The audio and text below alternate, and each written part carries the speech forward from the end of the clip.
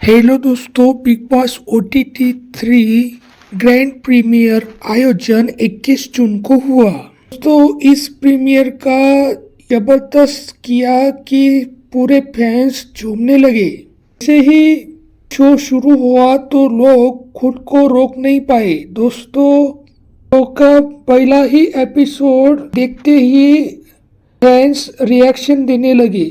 साथ ही दोस्तों, आपको बता दें कि बिग बॉस OTT 3 के इस बार होस्ट अनिल कपूर है।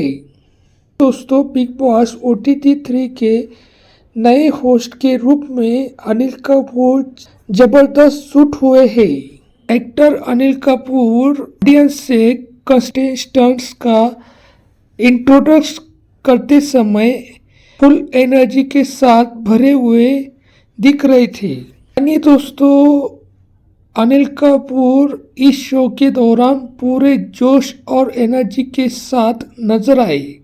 इससे पहले कहा जा रहा था कि ये होस्ट सलमान खान कर सकते हैं, लेकिन उसमें बदल आया और अब ये होस्ट अनिल कपूर कर रहे हैं।